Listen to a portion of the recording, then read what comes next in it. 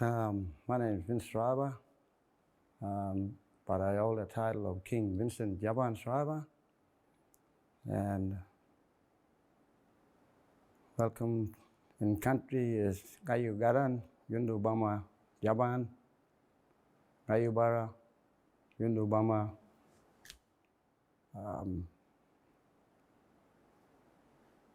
Gayu. It means good day everyone. Welcome to country. This is my home, Yarrabah. And first and foremost, we're sitting in a sacred place. This is where all my history lies, and I'm just like to acknowledge my elders, past, present, and emerging. And I welcome you, the camera crew and youth at home.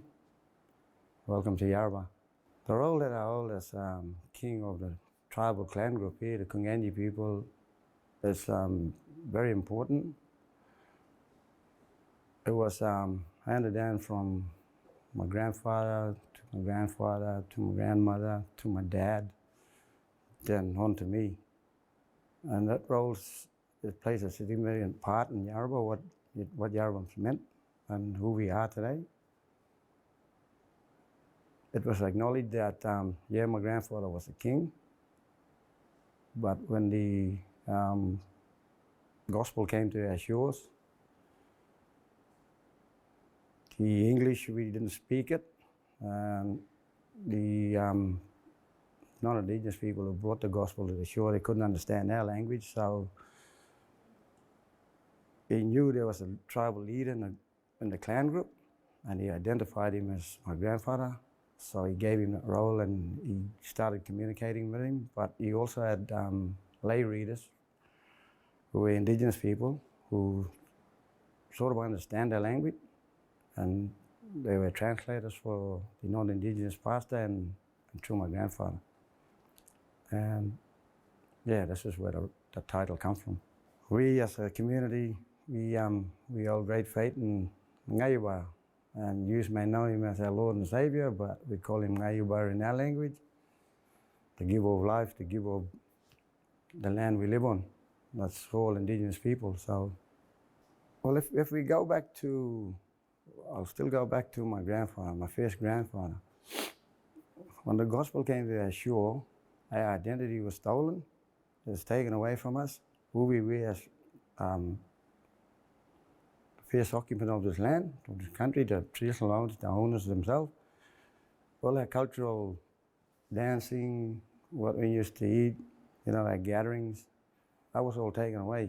It was deemed evil. And today, we're getting it all back. We're going to pass it down, and it's a very beautiful, you may call it artwork, but it's very beautiful to us that we keep that going. And with Nathan, he's teaching it in school. We got school kid talking language, saying hello, good morning in Kunganji language, saying goodbye in Kunganji language. And that's something that then, we lose that, there goes our identity.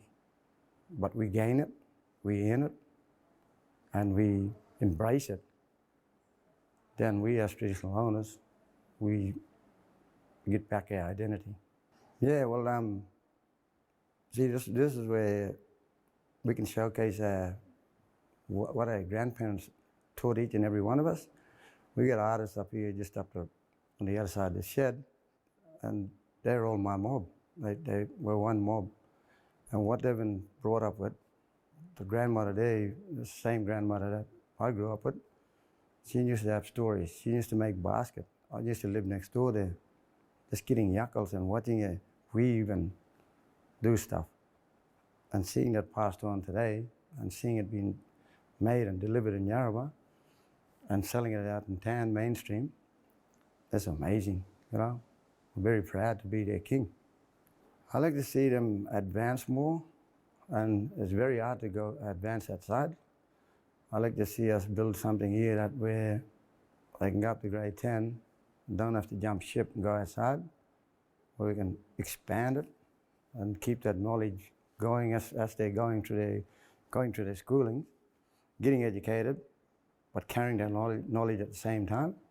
So with the museum, with them engaging at the museum and the high school just up the road here, coming down here, engaging and learning their background, who they are, where they come from, that'll keep that generation going, and it'll greatly cause a ripple effect down at the primary school.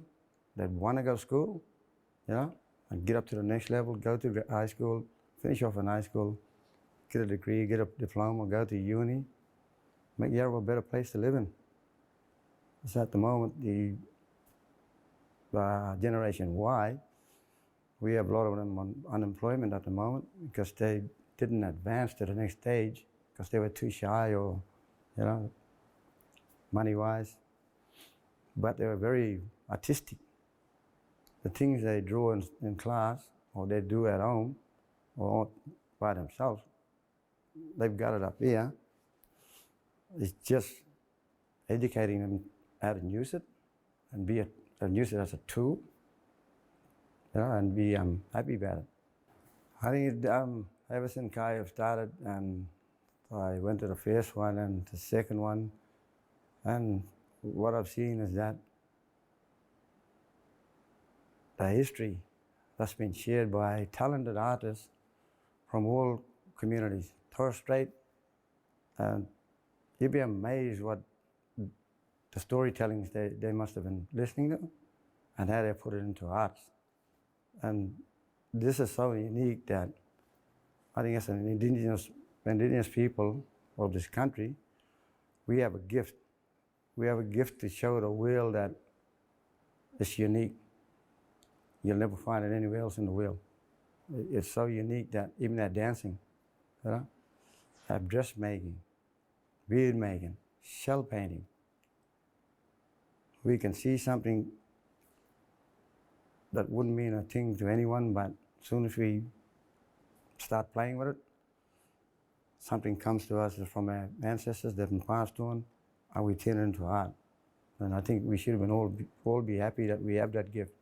Each and every one of us as indigenous people, we should be proud of it. Don't ever let it die out. Well, I'll give you a perfect example of our museum.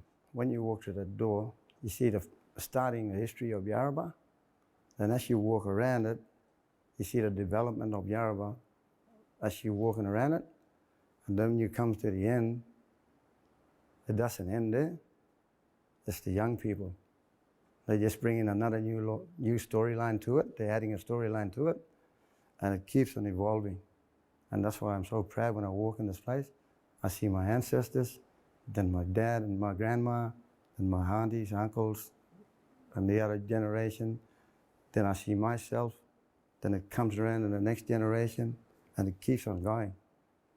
And that's the most amazing thing, that we as indigenous people, I go back to us again.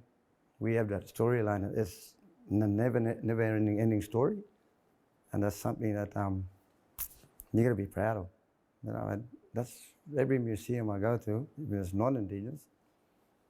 It's just amazing what you find and how you follow a story. At the end of the day, you see that it's like in here, we all have a book. And in the book, it's a storyline. But it doesn't close. It stays open because the next day, another story gets told, another chapter gets added. And it's like every museum and this place here at Yarrabah, it never stops. The story keeps on coming. Wanjira nyun mangaji goran gori ngayu bokol bama wagoja jejenji ngajen bolmba goro golo gonganji ngajen malabori mugo nyinan yi yorono ngaji goran mugoy ngali bama gaya bara banja yi. Yeah, good morning. My name is Vincent Schrieber. I'm a Gunganji man from Yarrabah here, and I'm connected to the Gorogolo clan here in Yarrabah. Our people have always been here. This is our home. And just in speaking in my language to you this morning, I was just telling you who I am, and that, yeah, our old people this is our home. We've always been here. because that's where our creator, Gayabara, put us. So we're still here. Yeah, my role here within the community of Yarrabah is classroom teacher. I've held that position now for, I think this is my 8th year. And in particular, I'm involved in the revitalisation of our first language, Gungai. So I feel very honoured and very blessed to be in that role because it keeps me connected with my old people here, Ngajan Walaburi, but also it gives me the opportunity to transmit that knowledge that I gained directly from elders, directly to our garigari, our children.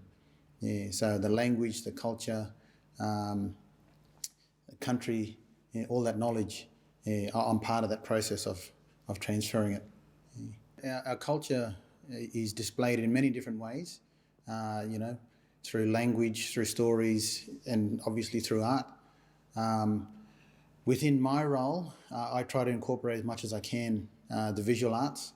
So from a primary school perspective, it's simply just learning about what earthly colours do we have here, and what are the language names for those different colours. We've got Gabuju, Wuba, Marka. They're all colours from the earth that we find in our community, around in the environment.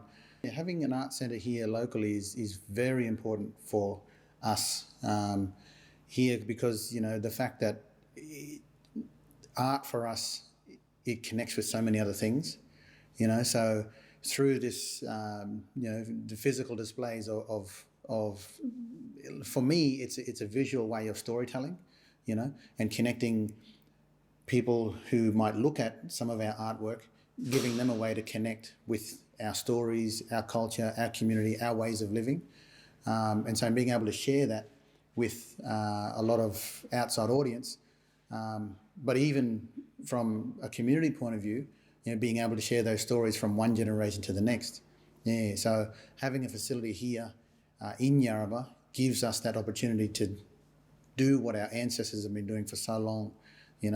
In generations past, it's been through oral language, but also it's been through out on country and seeing those different art forms that are, strategically placed in those sacred places, and having that opportunity of taking, the next generation through to hear those stories, to see that story, that visual art, and to hear that story and to hear that language and that transmission of knowledge then being passed on to that next generation. Yeah. So having a contemporary facility where we can still practice what our ancestors have done, it's vital for us. Yeah, language, maintenance, language revitalisation, the continuation of language, especially in today's modern society, is very hard, especially in a community like ours where we've had a disruption of language transmission over a couple of generations. And so that's why I feel very honoured and blessed to be in this situation of being part of that recovery process and, building our children up again to be able to speak that language, because there's so much knowledge contained within our words. It is a long journey. It's not something that happens, at the click of a finger, which is how modern society works nowadays. It is a long process and it is a hard process, but it is a process that involves a lot of people, and even though I have a drive and a passion to do it, I know that it's not possible without the support of the community. I've got my younger brother working alongside me, and he's very passionate as well, not just about language, but about culture, about country, about, bush food, about family. And so he brings all that passion, and it combines with what we teach in terms of our language, specifically our language, but then all that is encapsulated in our culture, and it's part of who we are. So it's just that continuation of, I guess, for the next generation, is building up that inner strength that our old people have had for generations, and just seeing that continue. Yeah, because we know that if you're strong inside, then no matter what the world throws at you, you can still stand strong. Yeah, within our school context, we've got the primary school. Oh, we've got kindy, so pre-prep, primary school from prep to year 6, and then we've got our high school just up the road here from 7 to 10. Across all 3 campuses, there's just between 400 and 500 kids. Yeah, so there's quite a few kids here. Yeah. And yeah, we try to cater to their learning progression in terms of us specifically reteaching the language. Perhaps obviously talking about the same content, but just delivering it in a different way as we would to the high school.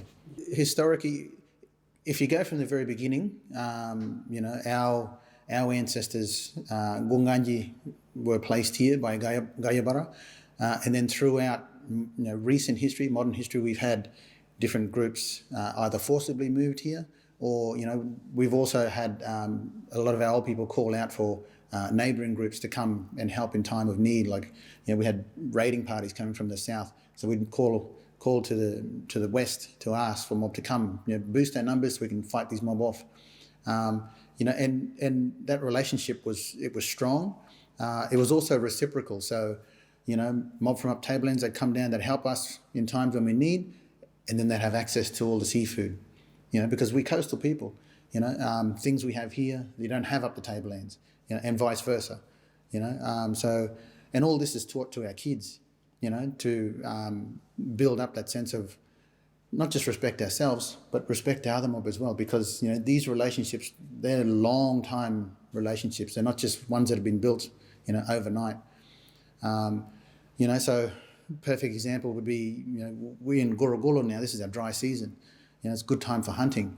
It's also a bit cooler, So a lot of our mob would, from Tablelands would come down. It's very cold up there, so they'd come down. They'd access the hunting grounds of the the ocean.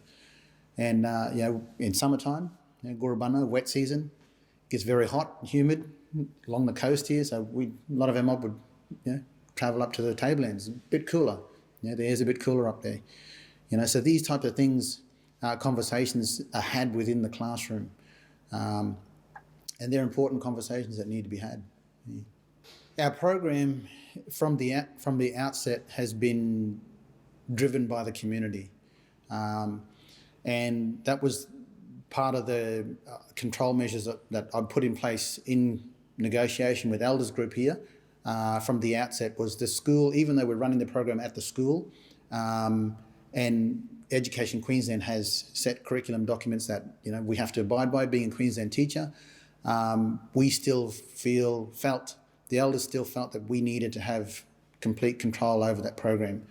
That was something I relayed to our leadership team, and they happily agreed.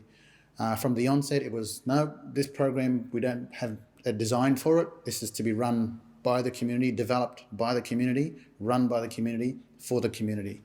And the school will run parallel with that, and we'll have a space for you at the school to do all this, which I thought was the most important part. Because I've seen in the past, school systems try to establish these programs, and whilst they run good, as soon as one person leaves from that department, the program falls away or it becomes not important. Whereas this is our design. We know it's important to us. We know it's important to our kids. The school sees the importance of that, and they run side by side. Yeah. So we do run things a little bit differently in terms of our program. Where possible, we try to utilise places like this, our Cultural Arts Centre. We come down, we get the kids involved, we get them hands-on, we get them out on country, we try to go through the boardwalk at the back here, and trying to align more of what the kids are learning more towards how they would learn it culturally rather than in the 4 walls of a classroom. Yeah. There's still areas where we need to improve, and there's still many, many more ideas that's going to come out from the community.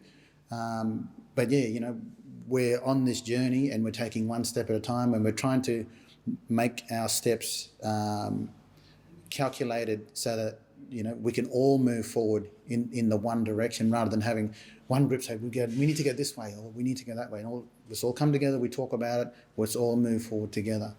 Yeah. My name's Ross Andrews. I'm the Mayor of the Yarrabah Aboriginal Shire Council. This is my second term. I managed to,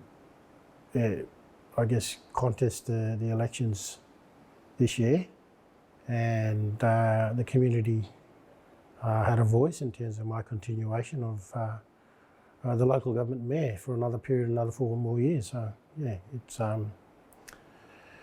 it's a bit of a challenge up ahead, but all good. So hopefully, we can, contribute to the community in the next 4 years. The Arts and Cultural Precinct is very, it's history. It's a place where the community would like to invest the cultural side of things. So it's very important for the community, and I think, I call it the sleeping giant in terms of marketing and promoting our culture to the rest of the world. So, if we can get a bit more tourism, I think it'll go a long way towards, how us building our sustainability in the long term. So that's very important. There's 2 components. The first component is the art and culture.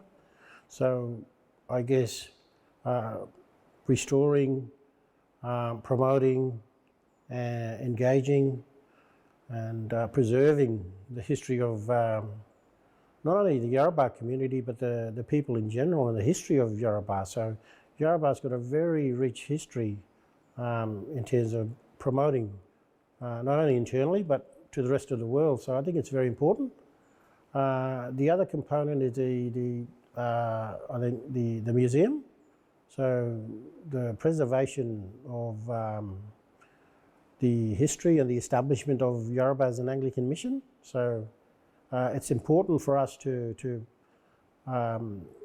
restore and promote art and culture, but it's also important to acknowledge the establishment of Yarrabah as an Anglican mission and preserving the history and promoting the history as well. Their Jabaan, which is land and sea in the local dialect. So last year was very, very encouraging.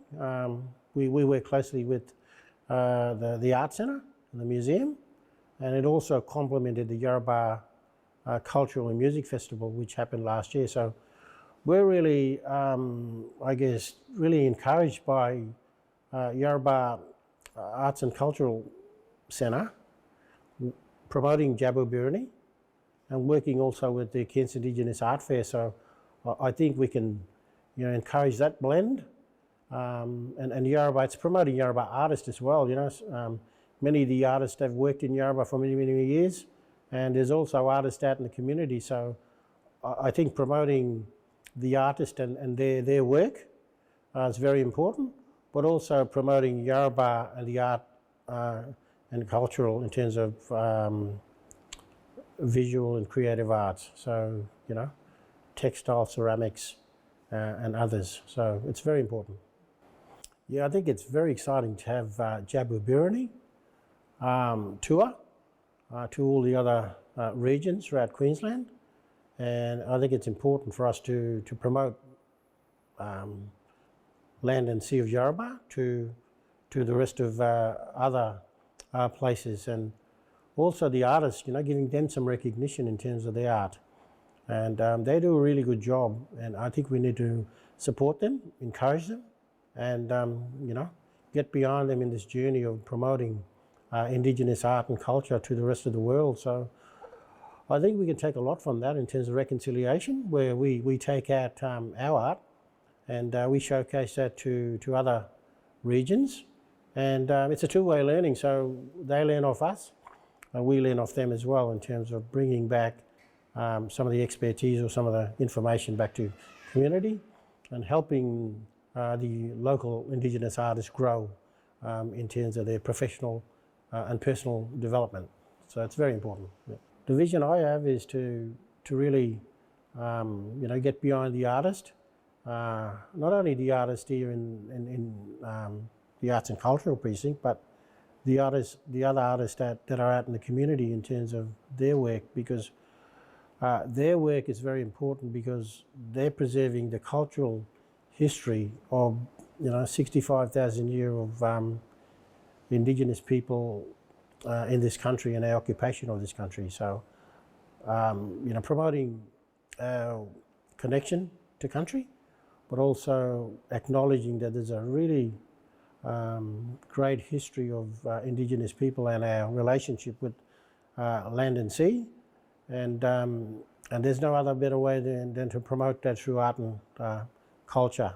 So whether it's performing or creative arts, but also music and painting. So I think it's very important for us to acknowledge that, because that's our strength. It'll continue to be our strength when we promote indigeneity to the rest of the world. And this Art and Cultural Precinct and the museum does that. And we're very lucky that we have a facility such as this, and harnessing and developing local artistic talent. I know certainly our artists from Yarrabah really enjoys promoting their exhibition at the Cairns Indigenous Art Fair. And I think, having Indigenous artists from throughout the region, celebrate their art on the CIAF is really, I think it's really strong, because we have to continue promoting our culture in a positive way. And we have to celebrate as a region, not only as a region, but as a state and as a national, as a country, that Indigenous people have this rich history that we can promote. And the Cairns Indigenous Art Fair is, it's wonderful to have events like that, because not only does Yarrabah promote our art, but it's coming throughout the district or the region. So it's a rich celebration of 65,000 years of history of our people. So I think it'll get bigger and better every year, CIAF. So we're looking forward to this event maybe next year. So yeah, it's a really good, positive, and it's been successful for our community. So we enjoy going to CIAF every year, and we'll continue to do so. Whether it's formal or informal, we like to gather and have a yarn and catch up with families and countrymen, but it's also important for us to embrace tourism, and so I know we've been, and the whole world is affected by COVID-19, so we've just had to adjust to a lot of the challenges, and once this is over, I think we can try and find a little bit of normalisation back into our communities and work with that. But you're right in saying that, tourism is a really big player in our market, and if we can manage to increase the amount of tourism that comes into Yarrabah and leverage off the Cairns tourism market, I think it'll add value to our community. Yeah, so I think it's important for us to work with government and non-government about protecting as well as looking after mob, on country. Support online and the virtual experience of, I guess, online transactions or online shopping. And I'm looking forward to the virtual promotion of CIAF. Yeah, on behalf of the Yarrabah community as a whole and as traditional owners, I just like everyone to welcome to Yarrabah anytime. But the most important thing in this time, I like everyone to stay safe, be strong, be positive. We'll get through this together. We've been through one hard time. We've been through many hard times. This is just another hiccup that we can all overcome. And we as Indigenous people, we always stay strong. So be healthy, everyone. Love you. Yunno Kaling from Yarrabah means goodbye, see you later, but never stay shut. Thank you.